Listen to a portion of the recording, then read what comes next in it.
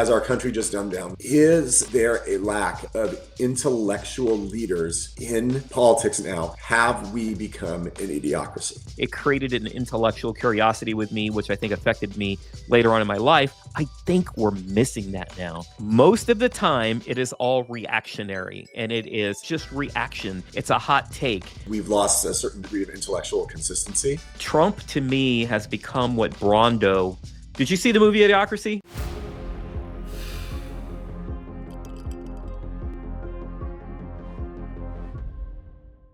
Welcome, everybody, to another episode of Smoke and Power. This is the podcast where we offer you a behind-the-scenes, unvarnished, truthful look into what really happens behind the scenes in politics and what really runs our country. Sometimes we do debates, sometimes we just talk, and you get to understand a little bit better, we hope, what really motivates things in this country.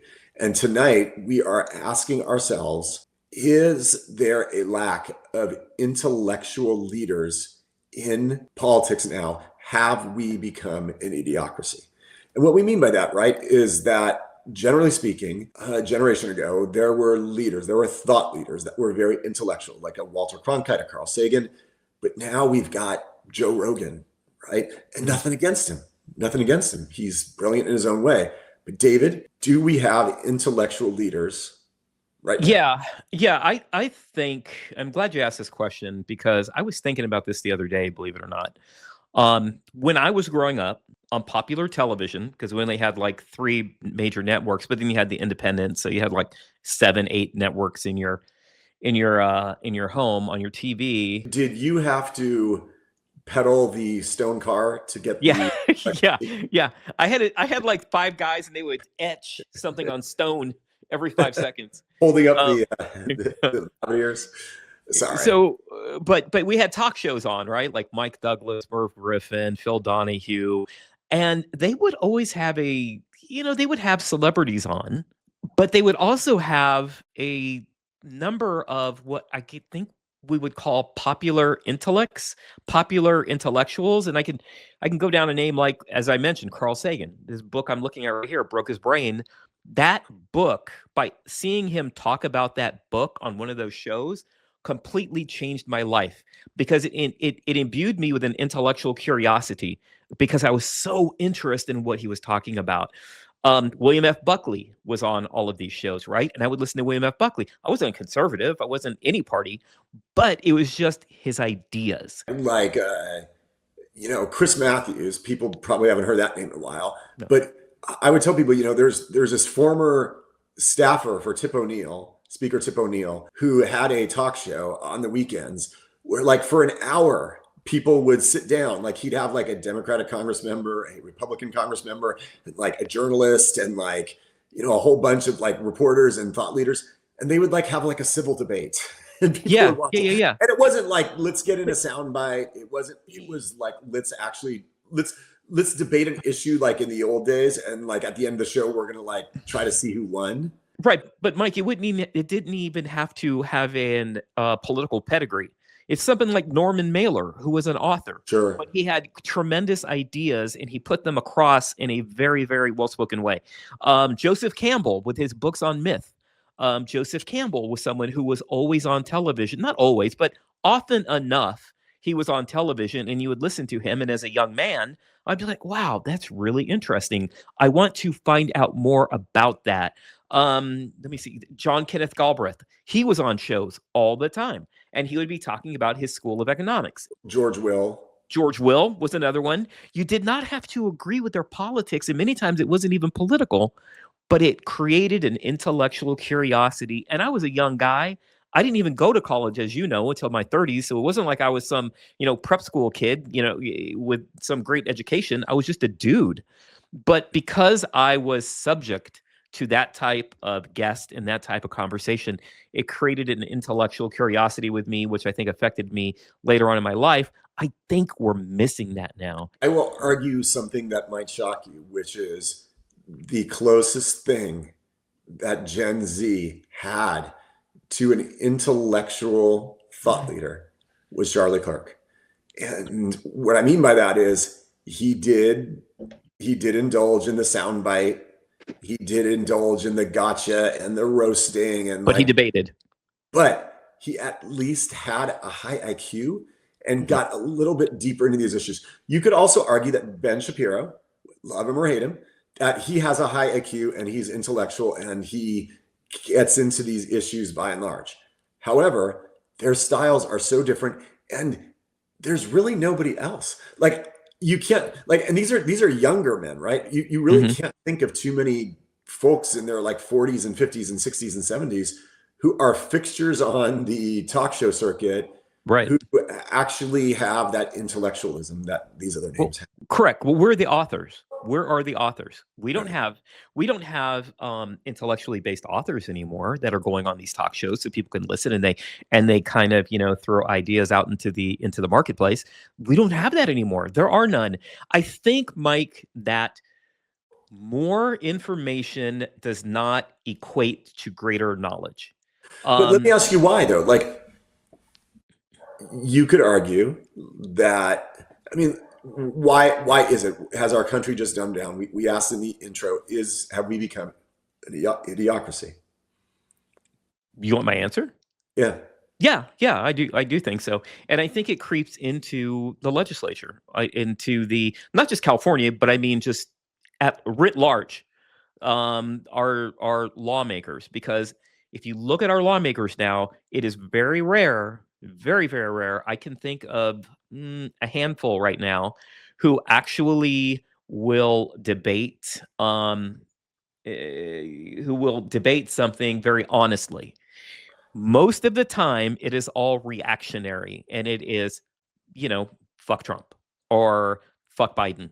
You know what I mean? It's just reaction. It's a hot take. It is nothing that's really based in, hold it a second, let's think this through. What are the roots of this? How can we really get to a logical solution to this that makes sense for the people that we represent?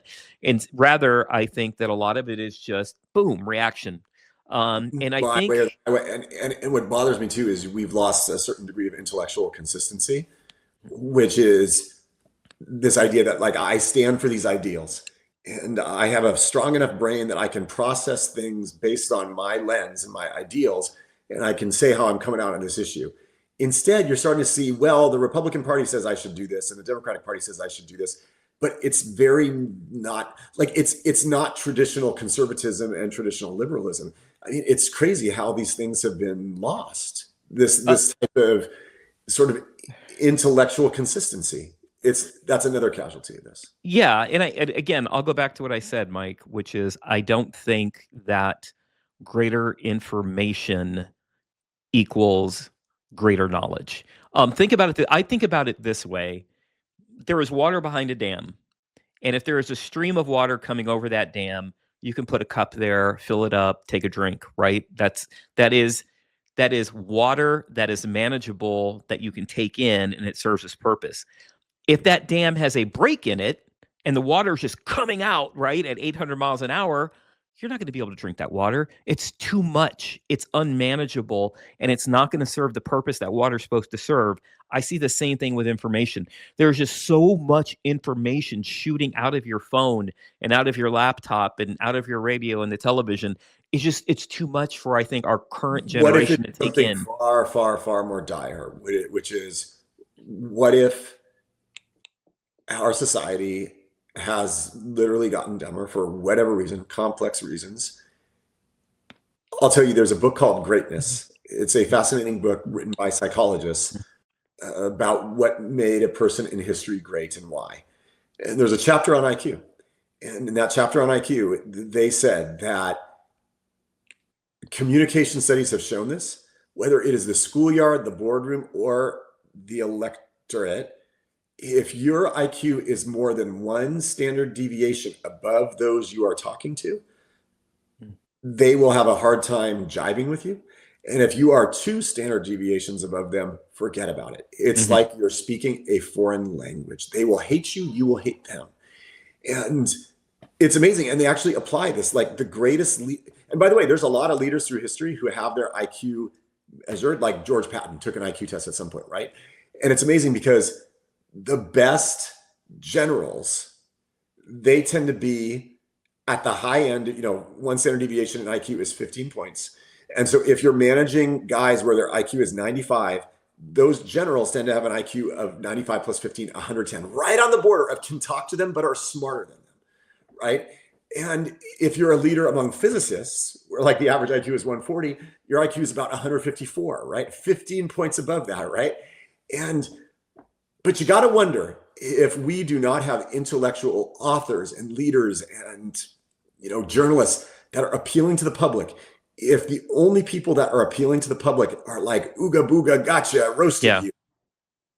What does that say about IQ? Does that mean that our IQ has shifted this way? Who knows? Who knows? Yeah, that's a good point. I'm going to look into that study.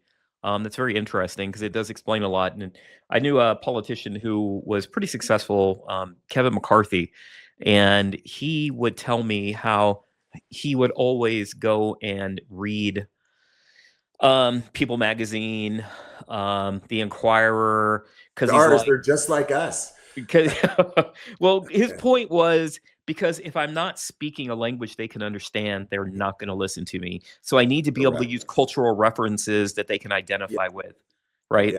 You're talking to the guy who, whenever I would play Trivial Pursuit with people, I would fill the entire pie piece in like 6 questions or 7 questions, and I would hang at the entertainment popular culture.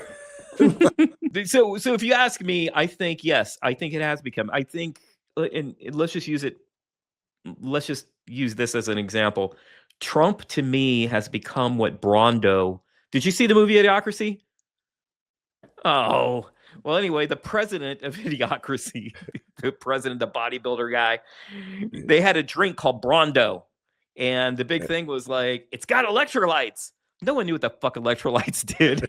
It's just they repeated it over and over. Brando, it's got electrolytes. And they would pour it on their plants and the plants would die.